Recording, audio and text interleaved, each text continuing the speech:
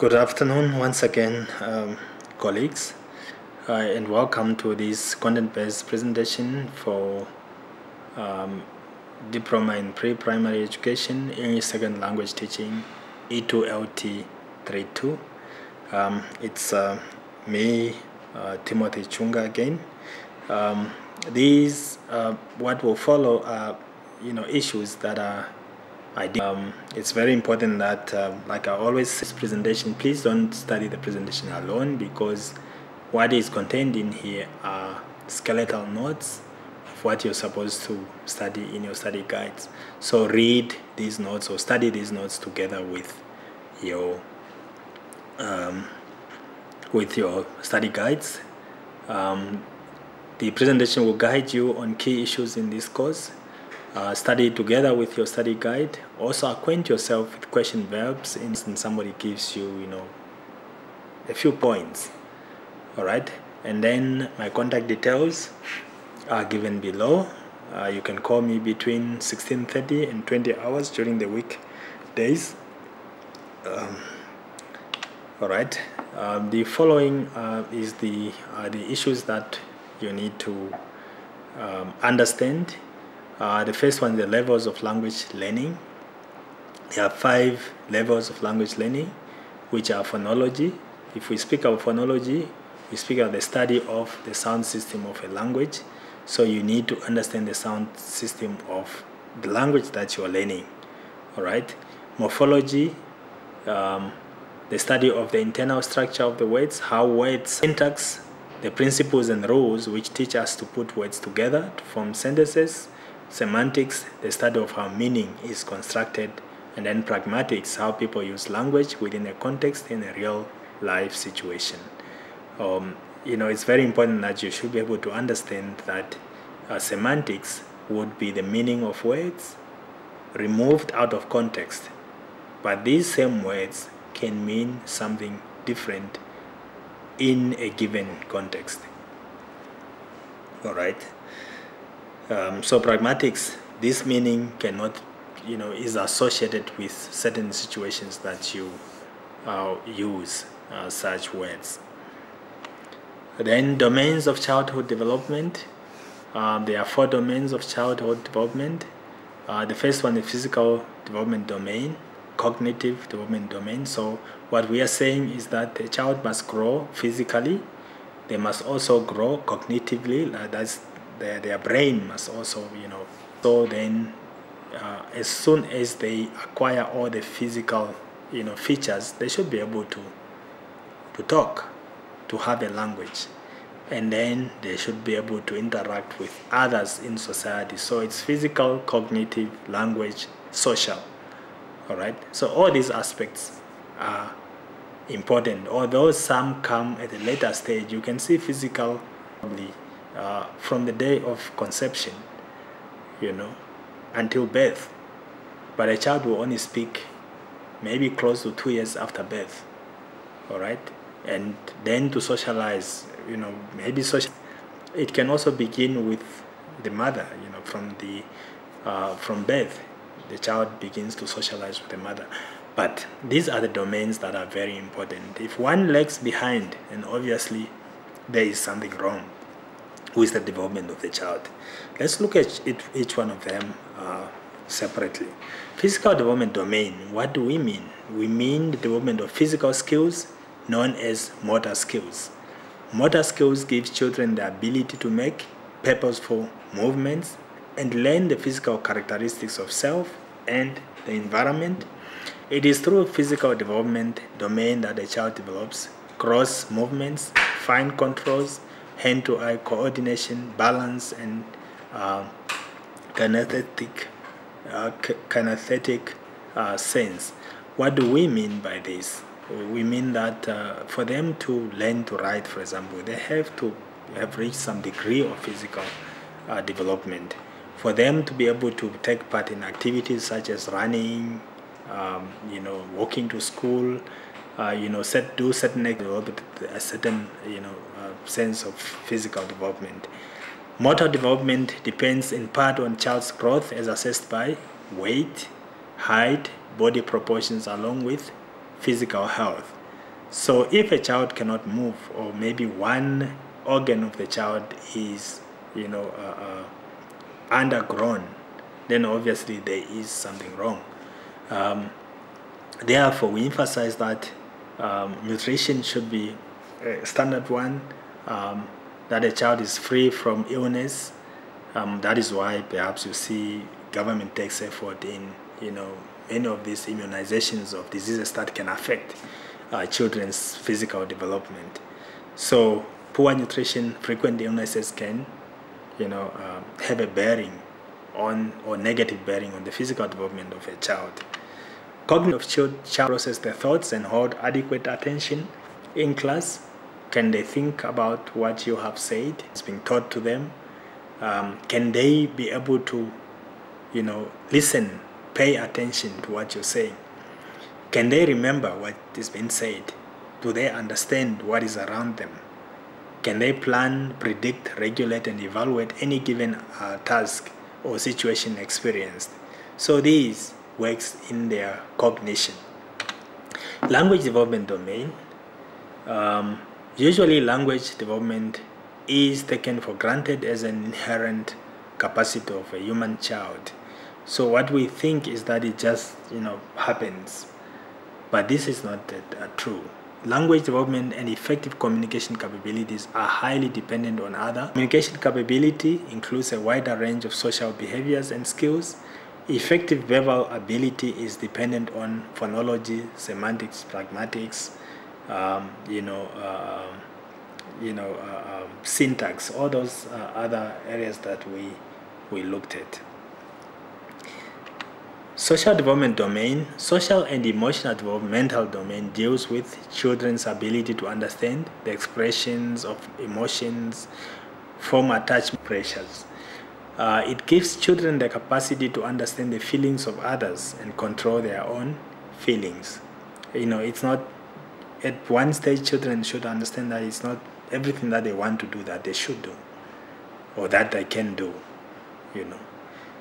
Social interaction demands that children are able to cooperate, follow directions, have moral reasoning, and demonstrate self-control. For example, you cannot have a child that is forever, being asked to sit down in class.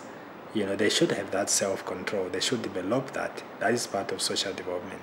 However, children's inherent temperament plays a major role in their ability to interact socially and handle emotional reactions. Language development, on the other side, has,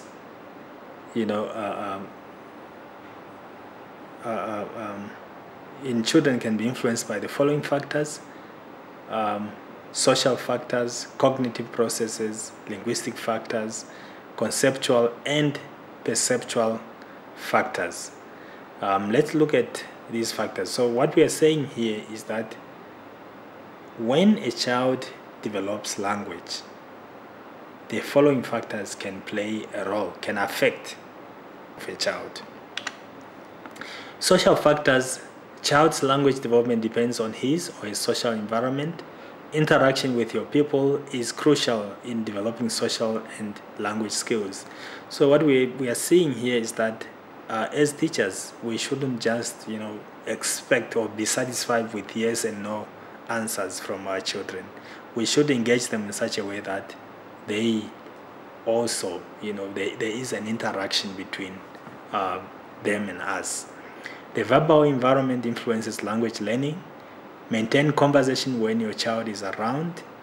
When the social environment of the home is centered on watching television, language and verbal expressions decrease. We all argue, put for him or her his favorite program, and the child will stay there and watch throughout without learning anything, any language, because TV reduces the rate at which a child picks up language.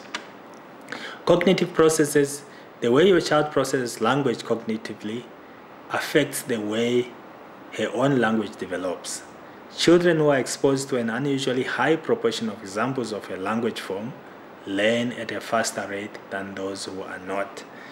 And then linguistic factors. Linguistic ability directly influences language development. In formulating on vocabulary, a child will associate a new word with a current object he does not have a label or word to associate with.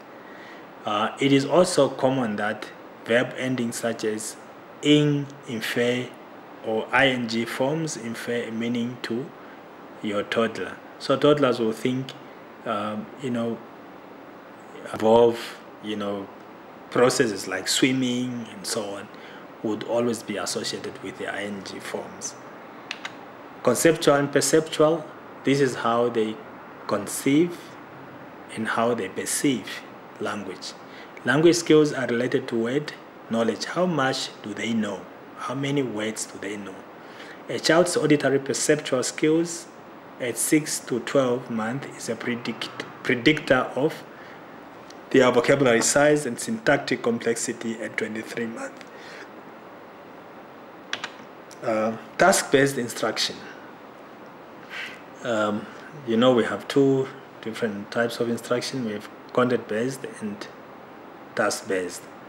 Students participate under task-based instruction. Students participate in communicative tasks in English. Tasks are defined as activities that can stand alone, that require comprehending, producing, manipulating, interacting in authentic language, while attention is principally paid to meaning.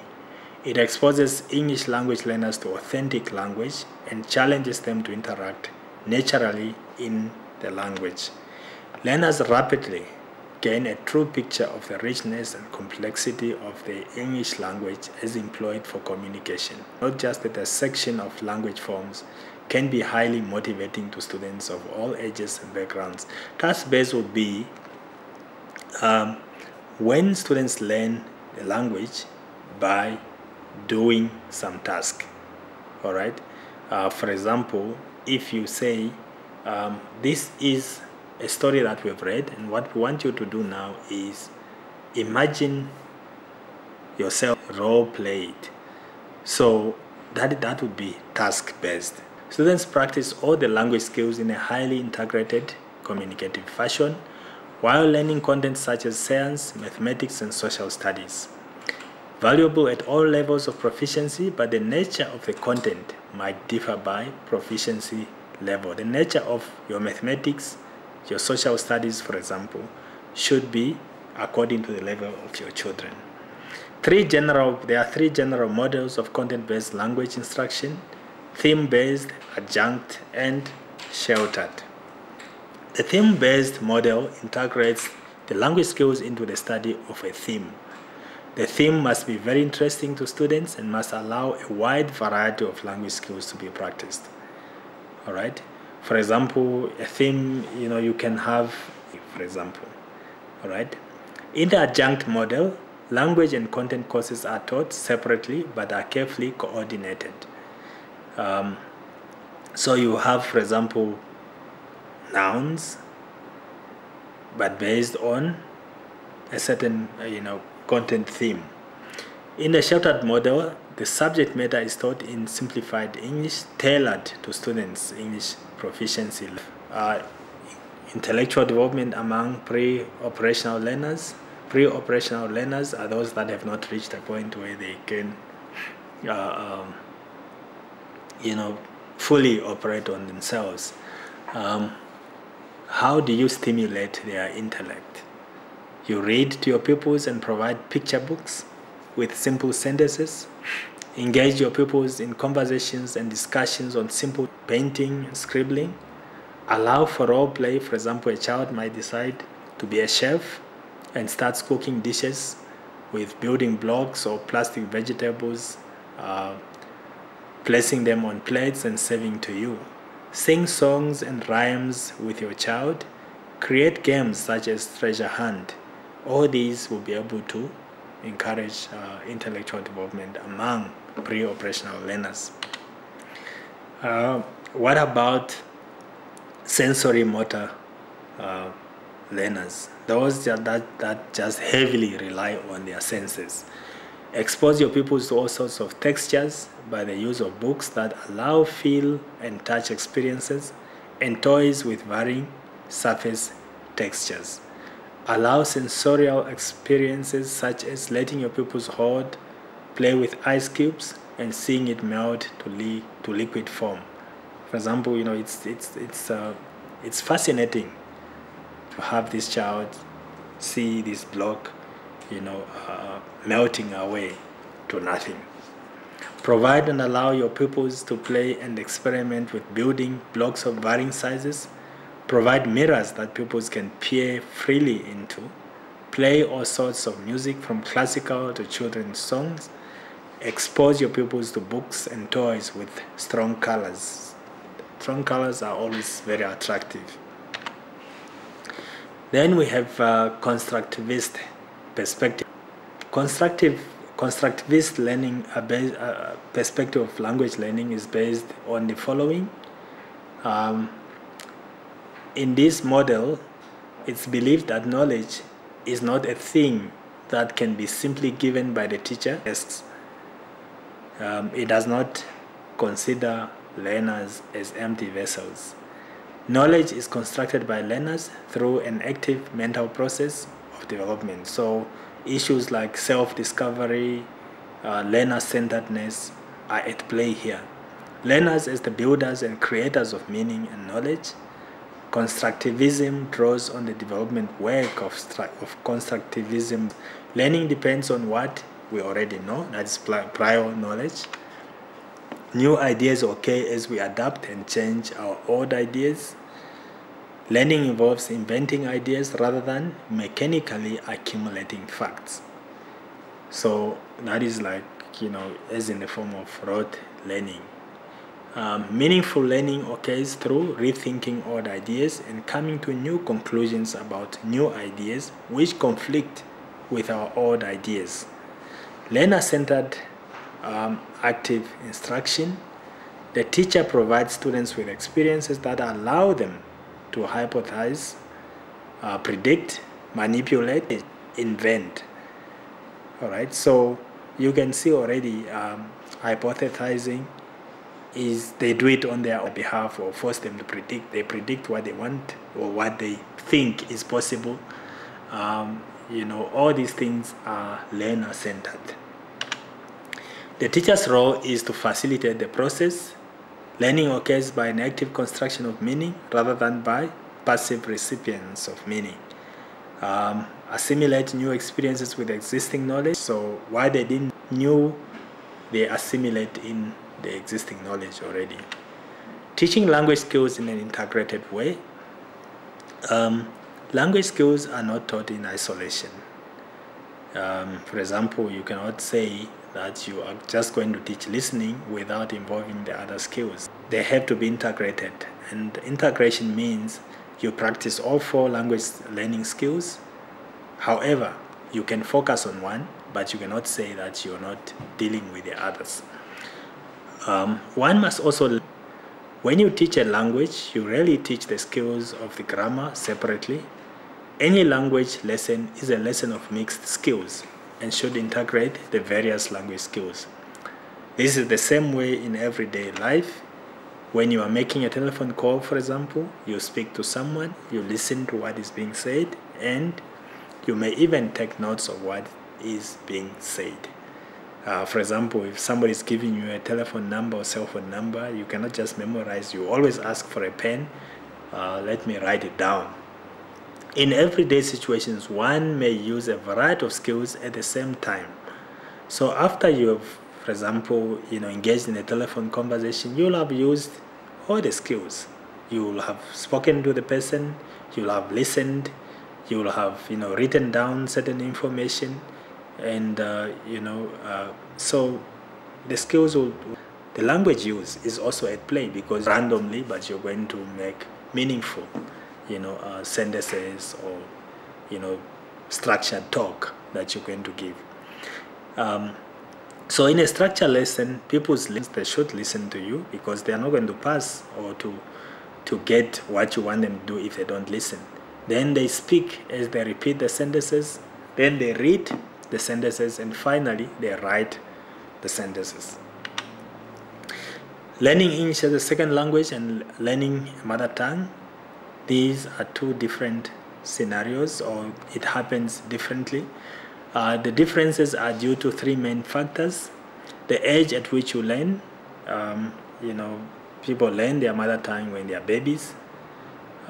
Your parents teach you, and I think from the time that you start perceiving sound is the time that you start learning, so it takes long also.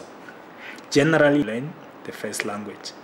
So when you go to school, that is when you are exposed to a second language, and this can give you certain advantages. You already have experience as a language learner, and that you are cognitively more mature.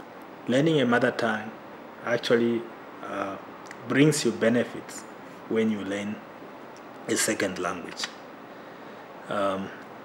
You also have a meta-linguistic knowledge. This means, for example, that you know what a word is and what it means to make a noun plural. Finally, this helps you to make good guesses at the meaning of the unfamiliar language you encounter. On the other hand, the fact that you are older and less spontaneous in using the new language for fear of making mistakes or appearing silly. So this is another, a disadvantage, or something that can, inhibit you from learning second language. You start speaking, or when you learn, you are not afraid of making mistakes. You say things because you want to communicate. But here you realize that you're being monitored, and people want to know whether you know how to say certain things. The most important teachers of your first language are, of course, your parents and immediate family. They generally have boundless patience and enthusiasm with your efforts to learn the language, and by intuition offer just the right kind of input to promote optimal language learning, called mother race. A feature of which is the fact that mistakes of fact are corrected, whereas mistakes of grammar generally are not. So they allow you freedom to make your grammatical mistakes as long as you said things correctly, that many learners of a second language receive in the language classroom. So in a classroom, all of a sudden you have to speak grammatically correct, and you have to, then the concepts of phonetics, phonology. Phonetics, the production and perception of speech sounds as physical entities.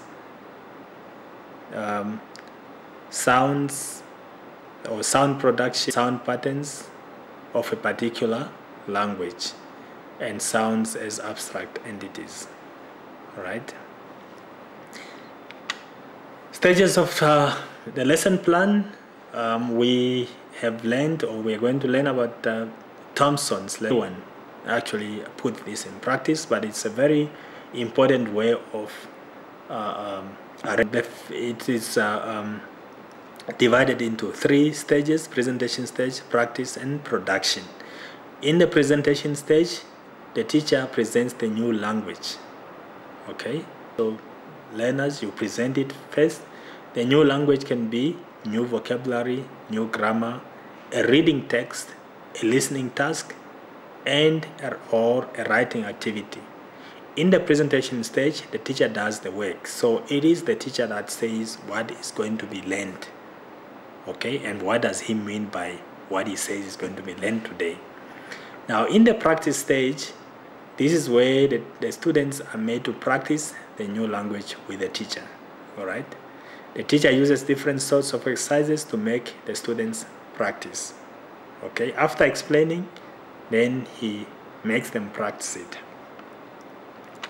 At this stage, practice is controlled and the teacher emphasizes accuracy. In the practice stage, the teacher and the students do the work together. So there is correction here. Okay, there is engagement. Why did you do this instead of that? All right, so that in the end, these children can understand rules or whatever that is behind a certain practice. Production stage. Production is where the teacher makes the students produce the new language they have learned on their own without the teacher. This is usually done with a speaking activity, for example, a game, a discussion, or a role play. At this stage, practice is not controlled by the teacher. Here, the student do the work. Story activities. We have pre-story reading activities. That is the activities that you can do before you read a story or before your class reads a story. You ask people if they know anything about the story. Show an object which is important in the story and ask what they know about it. For example, okay, prior knowledge. Do you know anything about this? Then you bring an object that is in the story. You ask them if they know anything about it. Then you show a picture of an important character and a scene and ask questions about it. All right? Important character. Do you know this guy? Have you heard about him? What do you know about him? Introduce important words in the story now. A list of vocabulary, words that you think are difficult in their way to understand. After you've finished reading the story, the following activities can be used also. You talk about similar experiences they have had.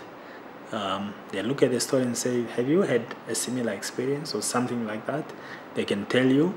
Draw and color a picture to present a character or a scene from the story. So obviously they'll have their own, like to picture certain characters. So you tell them, okay, draw how you think this guy looks like.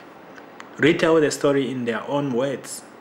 All right, instead of reading, then they can say what the story was about. Tell the story from a different viewpoint. If the story is told by a young boy, ask people to tell it from an adult's point of view. This activity is suitable for older people. Summary of the story that you have written on the board. And work in pairs to make up and perform a dialogue between two characters. From the story, you can then ask several pairs to come to the front of the classroom to perform the dialogue. Dramatize the story in groups using pupils to be the main characters and also inanimate objects such as trees and rocks.